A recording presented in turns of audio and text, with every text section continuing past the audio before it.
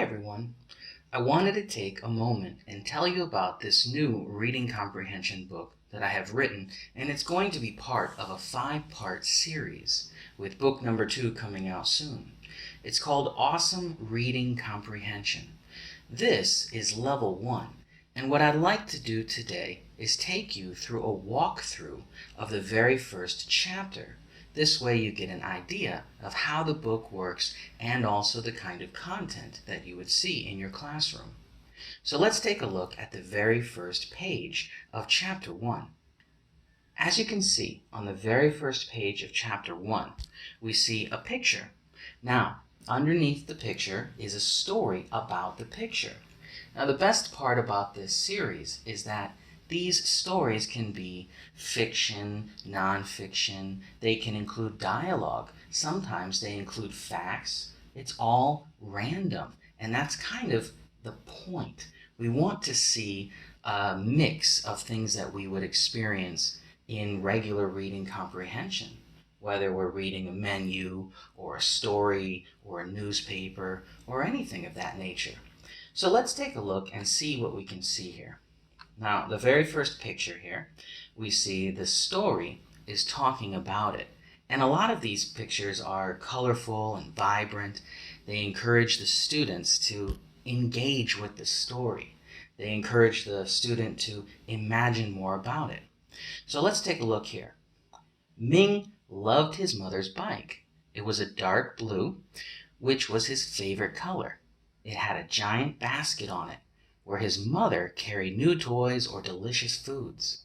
Most of all, Ming loved his mother's bike because it was big and it didn't have pictures on it. Ming's bike was bright red with pictures of Pikachu on it. Ming had a child's bike. Ming wanted to ride a big adult bike, just like his mother did. Today, he finally got the chance to ride her bike. When his mother was making dinner, he snuck out and took the bike. Ming knew he was big enough he could ride the bike himself. His little brother Ling made riding the bike much harder though. "No, stop! This isn't fun!" Ling shouted on the back of the bike. Ming pedaled the bike faster, trying to get home before his mom saw them. They would be in trouble if she knew Ming had taken the bike. Ming regretted bringing his little brother along. "Stop!" his brother shouted again. Finally, Ming made it home. His little brother and he got off the bike. Their mom was still in the kitchen, and she hadn't seen them. Ming was happy. "That secret bike ride on Mom's bike was fun," Ling shouted, loud enough for their mom in the kitchen heard. She came outside. Ming was so sad. He had almost gotten away with it. Now we can see this is a fun story about this picture. Let's take a look at how this plays out. On the next page, we see vocabulary, definitions, and sentences. Now, these vocabulary words come directly from the story. They're not changed in any way. They're actually conjugated for the story. And there's a reason for this. Too often we see in education books, the words are already just in their basic level.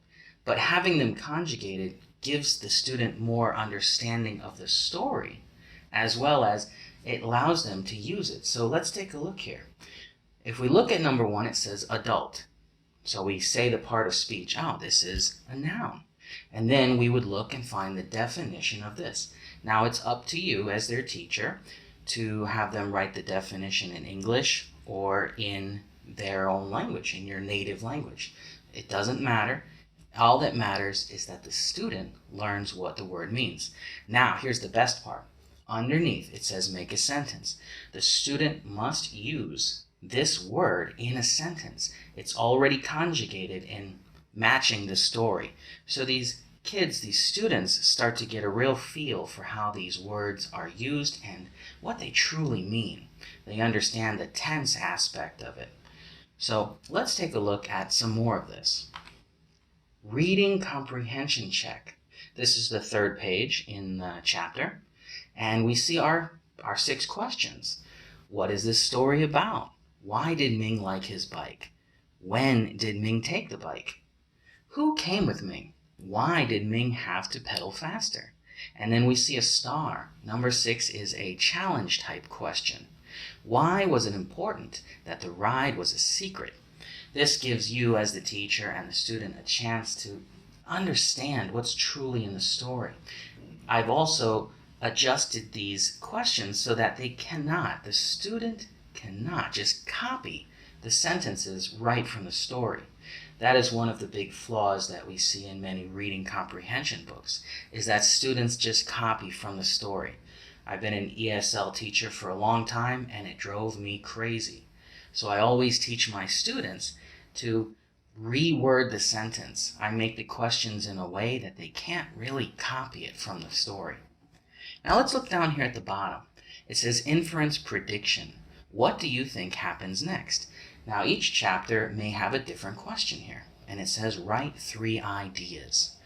So when we think about the story, we had Ming and Ling and they were riding their bike. What do we think happens next? And the student, since they understand the story, can now infer what happens in the future. And that's kind of another check to see, does the student truly understand what they have read? So we could say, oh, mom yells at them, or maybe mom was surprised and mom had a conversation with the kids. Maybe mom decided it was time to get a new bike for this, the Ming. It's up to you as a teacher, it's up to the creativity of the student to take this and run with it. Now, once we have finished that, we go to the last page of each chapter. And we can see that it is a creative writing page. Continue the story. Use your predictions to continue the story. What happens next? And this is perfect for in the classroom. As you see, I've got it on a 25-point grading scale. So it gives you lots of chances to really give them a high number and boost their self-esteem, their self-confidence. I find that 25 is a much more valuable for self-worth number than out of 10. But either way, this gives the student a chance to use those inference predictions, those 3 that they made on the previous page, and continue writing the story. This is really good for reading comprehension. It shows that the student truly understands what happened in the story, and they can guess what will happen. They can have an idea of what might happen. And as an added bonus, it helps with their writing.